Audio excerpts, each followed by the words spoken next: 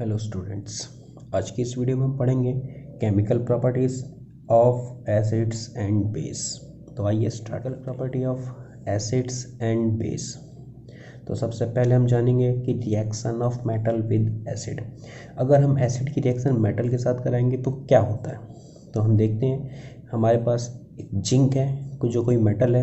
अगर zinc metal को किसी एसिड के अंदर हम डालते हैं, कोई हाइड्रोक्लोरिक एसिड एसिल उसके अंदर डालते तो वो दोनों आपस में रिएक्ट करते हैं। हम देखते हैं कि यहाँ पे जिंक क्लोराइड का फॉर्मेशन होता है और एक गैस इवॉल्व होती है, वो हाइड्रोजन गैस होती है।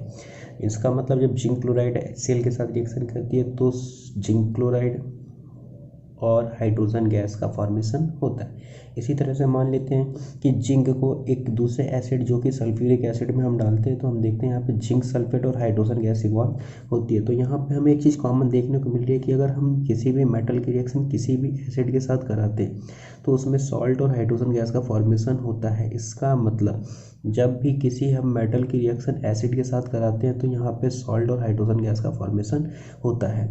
अब हमें कैसे पता चलेगा कि निकलने वाली गैस हाइड्रोजन गैस है।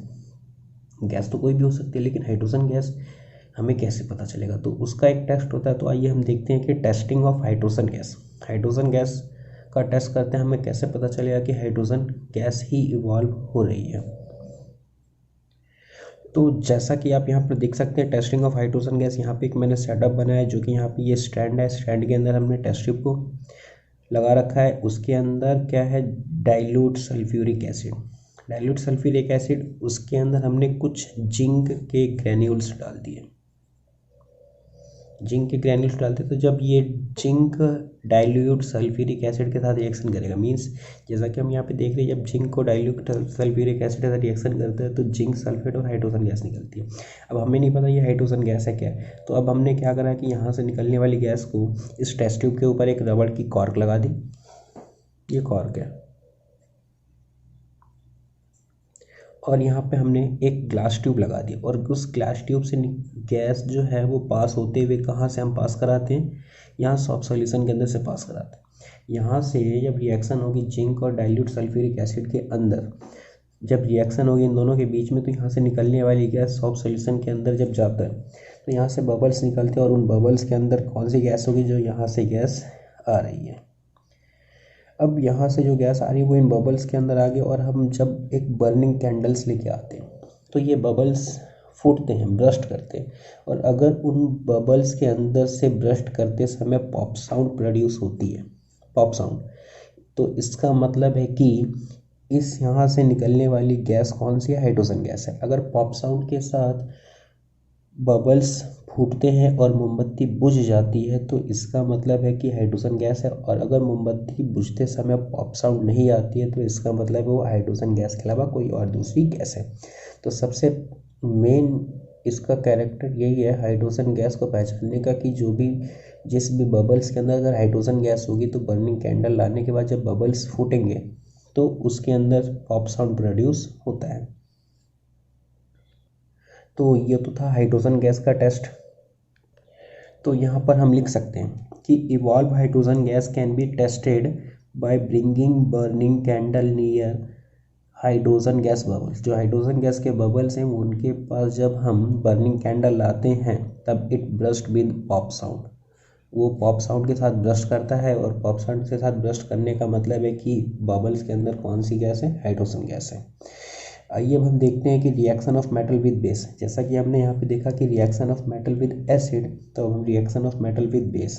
तो हमें पता है generally metals do not react with base. Metal जो है बेस के साथ जनरली रिएक्शन नहीं करते, लेकिन यहाँ पे एक एक्सेप्शन है। जैसा कि हमारी एनसीईआरटी बुक का एक्टिविटी 2.4 में दिखा रखा है कि जब हम जिंक की रिएक्शन सोडियम हाइड्रोक्साइड से कराते हैं, ये एक बेस है, सोडियम हाइड्रोक्साइड के साथ कराते हैं तो यहाँ पे जिंक सोडियम जिंकेट का फॉर्मेशन होता है Na2ZnO2 और साथ में हाइड्रोजन गैस निकलती है। इसका मतलब है कि जनरली मेटल तो बेस के साथ रिएक्शन नहीं करते, लेकिन अगर करेंगे, अगर मेटल किसी बेस के साथ रिएक्शन करेगा तो सॉल्ट और हाइड्रोजन गैस इवॉल्व होती है। मींस कि जब किसी मेटल की रिएक्शन बेस के साथ कराएंगे तब भी कौन सी गैस निकलेगी, हाइड्रोजन गैस। और हाइड्रोजन गैस का टेस्ट करने का तरीका क्या है, सेम वही पॉप साउंड टेस्ट। तो पॉप साउंड टेस्ट से हम पता लगा सकते हैं कि निकलने वाली गैस कौन सी है, हाइड्रोजन है या कोई और सी है। तो इसका मतलब यहाँ पे भी जनरल केमिकल इक्वेशन क्या बन सकते हैं, किसी भी मेटल की रिएक्शन जब हम बेस के साथ कराएंगे तो सॉल्ट और हाइड्रोजन गैस निकलती है। तो किसी भी मेटल की रिएक्शन अगर एसिड के साथ कराओ तब भी हाइड्रोजन गैस निकलेगी, और अगर बेस की कराते अगर रिएक्शन हो रहा है तो हाइड्रोजन गैस। आइए अब देखते हैं रिएक्शन ऑफ मेटल कार्बोनेट और metal hydrogen carbonate with acid. हम एसिड की रिएक्शन किसके साथ कराएंगे, मेटल कार्बोनेट के साथ या मेटल हाइड्रोजन कार्बोनेट के साथ। और ऑब्जर्वेशन हम देखेंगे कि क्या हम ऑब्जर्व कर रहे हैं। जैसा कि मान लेते हैं कि ये हाइड्रोक्लोरिक एसिड HCl कोई एसिड है, इसकी रिएक्शन हमने सोडियम कार्बोनेट, सोडियम एक मेटल है और कार्बोनेट, तो मेटल कार्बोनेट के साथ रिएक्शन कराते हैं तो हम देखते हैं कि यहाँ पे NaCl, वाटर और एक गैस इवॉल्व होती है, और वो गैस कौन सी होती है, कार्बन डाइऑक्साइड। तो जब किसी भी एसिड के साथ किसी मेटल कार्बोनेट की रिएक्शन कराते हैं तो सॉल्ट, वाटर और कार्बन डाइऑक्साइड गैस इवॉल्व हो रही है। या फिर मान लेते हैं कि उसी एसिड की रिएक्शन हम सोडियम हाइड्रोजन कार्बोनेट के साथ कराते हैं, मेटल हाइड्रोजन कार्बोनेट के साथ करा रहे हैं, मेटल हाइड्रोजन कार्बोनेट के साथ कराते हैं तो salt means NaCl, water plus carbon dioxide gas evolve होती है। तो यहाँ पे जनरल इक्वेशन क्या बन सकती है, जब हम किसी एसिड की रिएक्शन मेटल कार्बोनेट के साथ कराएंगे या मेटल हाइड्रोजन कार्बोनेट के साथ तो क्या बन रहा है, सॉल्ट बन रहा है, वाटर बन रहा है और कार्बन डाइऑक्साइड गैस इवॉल्व हो रही है। अब यहाँ पे भी सेम क्वेश्चन अराइज होता है कि हमें कैसे पता चलेगा कि निकलने वाली गैस कार्बन डाइऑक्साइड गैस ही है। तो इसके बाद हम देखेंगे अभी कार्बन डाइऑक्साइड गैस का टेस्ट ही करेंगे। उससे पहले हम ये देख लेते हैं रिएक्शन ऑफ मेटल कार्बोनेट और metal hydrogen carbonate with base. ऊपर तो हमने कराया था मेटल हाइड्रोजन कार्बोनेट या मेटल कार्बोनेट की रिएक्शन एसिड के साथ कराया था, अब यहाँ पे किसके साथ करा रहे हैं, बेस के साथ। तो base do not react with metal carbonate और मेटल हाइड्रोजन कार्बोनेट, तो यहाँ पे कोई भी बेस मेटल कार्बोनेट या मेटल हाइड्रोजन कार्बोनेट के साथ रिएक्शन नहीं करता है। तो आइए देखते हैं testing of carbon dioxide gas. तो CO2 can be tested by passing it through the lime water, that is calcium hydroxide. Calcium hydroxide को हम लाइम वाटर कहते हैं। जब हम कैल्शियम हाइड्रोक्साइड के अंदर से CO2 गैस पास करेंगे तो इसके अंदर हमें कुछ ऐसा चेंज देखने को मिलेगा जिससे हम आसानी से पता लगा सकते हैं कि पास होने वाली गैस कार्बन डाइऑक्साइड गैस है। तो आइए देखते हैं क्या ऑब्जर्वेशन हम देख सकते हैं। तो जब हम lime water means calcium hydroxide के अंदर से हम CO2 गैस पास कराते हैं तो कैल्शियम हाइड्रोक्साइड को हम लाइम वाटर भी कह सकते हैं, स्लैग लाइम भी कह सकते हैं, कैल्शियम हाइड्रोक्साइड, तीनों में से किसी नाम से भी एग्जाम के अंदर क्वेश्चंस पूछ सकते हैं। तो जब इसके अंदर से हम CO2 गैस पास कराते हैं तो हम देखते हैं कैल्शियम कार्बोनेट और वाटर प्रोड्यूस होता है। अब इस कार्बोनेट को हम लाइमस्टोन भी कह सकते हैं और कैल्शियम कार्बोनेट भी कह सकते हैं, और इसका जो कलर होता है वो कैसा होता है, मिल्की कलर का होता है। जो दीवारों पे हम सफ़ेदी करते हैं, जो शाइनी सरफेस आ जाती है वो भी यही होता है, कैल्शियम कार्बोनेट होता है। तो limestone, chalk and marble are the different form of calcium carbonate. अगर एग्ज़ाम के अंदर बोलता है लाइमस्टोन, चॉक या मार्बल तो हमें समझ जाना है कि वो एग्जामिनर कैल्शियम कार्बोनेट की ही बात कर रहा है। तो लाइमस्टोन, चॉक और marbles are the different form of calcium hydroxide. और अब अगर हम on passing the excess carbon dioxide in the above reaction, ये जो रिएक्शन हमने कराई तो कैल्शियम कार्बोनेट और वाटर बना, तो अगर इसके अंदर हमने CO2 की सप्लाई कंटिन्यू रखी तो क्या हम ऑब्जर्व देखते हैं। तो पहले तो जब कैल्शियम हाइड्रोक्साइड में हमने CO2 पास कराई तो उसका कैल्शियम कार्बोनेट और वाटर बनता है जिसकी वजह से उसका कलर मिल्की हो जाता है।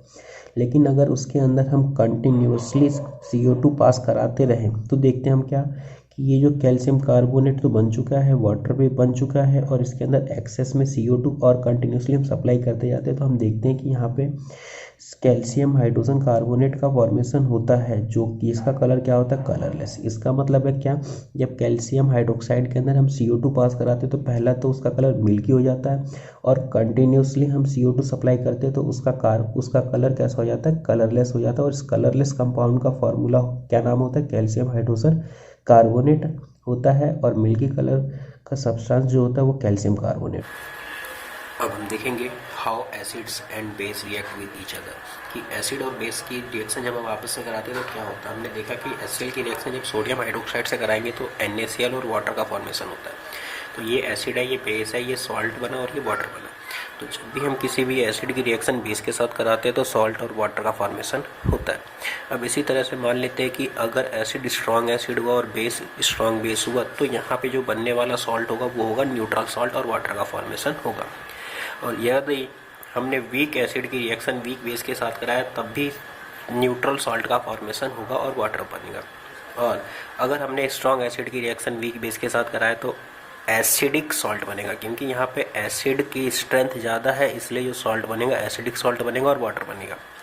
और जब हम वीक एसिड की रिएक्शन स्ट्रॉन्ग बेस के साथ कराएंगे तो बेसिक सॉल्ट और वाटर बनेगा, क्योंकि यहाँ पे जो बेस है वो स्ट्रॉन्ग है इसलिए जो सॉल्ट बनेगा वो बेसिक सॉल्ट बनेगा।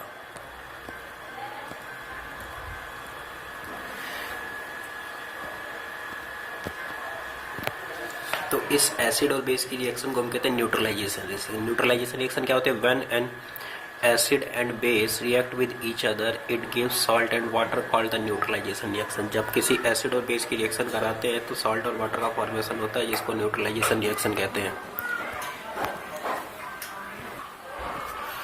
अब हम देखते हैं NCERT book activity. NCERT book का एक्टिविटी 2.6 उसमें कहा गया है कि एक टेस्ट ट्यूब लेते हैं, उसके अंदर डाइल्यूट NaOH लेते हैं और इसके अंदर एक इंडिकेटर फिनोल्फ्थीलीन डालते हैं। फिनोल्फ्थीलीन डालते हैं। तो हमको पता है कि जब किसी भी बेस के अंदर फिनोल्फ्थीलीन डालेंगे तो उसका कलर कैसा हो जाएगा? पिंक कलर का हो जाएगा। तो ये जो सॉल्यूशन बन गया कैसा हो गया? तब ये जो सॉल्यूशन बन गया इसका कलर कैसा हो जाएगा? Pink colour. क्योंकि किसी भी बेस के अंदर जब फिनोल्फ्थीलीन ऐड करते हैं तो उसका कलर कैसा होता है? पिंक। लेकिन इसके अंदर है क्या? सोडियम हाइड्रोक्साइड ही है, NaOH ही है। अब उसके अंदर बोला गया कि अब इसके अंदर जो चेंज आया, तो मान लेते ये वाली टेस्ट ट्यूब हमने यहाँ पे रख दी ये। अब इसके अंदर बोला गया इसका कलर तो कैसा पिंक है और इसके अंदर है क्या? NaOH है, यही वाली टेस्ट ट्यूब है। अब इसके अंदर बोला है कि डाइल्यूट HCl ऐड करो। जब सोडियम हाइड्रोक्साइड हाइड्रोक्लोरिक एसिड के साथ मिक्स होगा, ये स्ट्रॉन्ग बेस है और ये स्ट्रॉन्ग एसिड है, आपस में रिएक्शन होंगे, न्यूट्रलाइजेशन रिएक्शन होगा, तो जो सॉल्ट बनेगा वो न्यूट्रल सॉल्ट होगा। तो हम देखेंगे कि ये पिंक कलर से क्या हो जाता है? ये सॉल्यूशन कलरलेस हो जाता है, क्योंकि जो इसके अंदर बेस था अब वो न्यूट्रल हो चुका है। अब वो न्यूट्रल होने के बाद तो बेस नहीं रहा, इसलिए इसका कलर कैसा हो गया? कलरलेस हो गया। अब इस कलरलेस सब्सटेंस को, इस कलरलेस वाली टेस्ट ट्यूब को हमने यहाँ पे ले लिया, इसके अंदर कलरलेस है, इसका कलर है कलरलेस। अब कलरलेस वाले के अंदर हम फिर से सोडियम हाइड्रोक्साइड डालते हैं। सोडियम हाइड्रोक्साइड डालते हैं क्योंकि ये पहले सोडियम हाइड्रोक्साइड डालने से पहले ये न्यूट्रल था। अब सोडियम हाइड्रोक्साइड डालने से फिर से इसका जो pH हो गया, जो इसका नेचर हो गया वो बेसिक नेचर का हो गया और इसके अंदर फिनोल्फ्थीलीन ऑलरेडी इसके अंदर प्रेजेंट है। तो फिर इस सॉल्यूशन का कलर कैसा हो जाएगा? इस सॉल्यूशन का कलर हो जाएगा फिर से पिंक कलर हो जाएगा, पिंक कलर का हो जाएगा। तो ये हमने देखा कि किस प्रकार से बेस के अंदर हमने फिनोल्फ्थीलीन डाला तो उसका कलर पिंक हो गया। अब जब पिंक कलर के अंदर हमने फिर से एसिड डाला तो न्यूट्रल सब्सटेंस बनने की वजह से कलरलेस हो गया और कलरलेस सब्सटेंस के अंदर, कलरलेस सॉल्यूशन के अंदर फिर से हमने NaOH डाला तो जिसकी वजह से इसका pH बेसिक हो गया, बेसिक नेचर का हो गया। तो फिर से इसका कलर कैसा हो गया? पिंक, क्योंकि बेसिक नेचर के अंदर फिनोल्फ्थीलीन का कलर कैसा हो जाता है? पिंक। ये थी एक्टिविटी 2.6। तो इससे ये बनता है, फिर इसको हमने यहाँ पे लिया तो ये बना और इसको फिर हमने यहाँ पे लिया तो ये बना। तो आज की वीडियो में बस इतना ही, बाकी हम पढ़ेंगे मेटालिक ऑक्साइड की रिएक्शन एसिड के साथ नेक्स्ट वीडियो में। Thank you.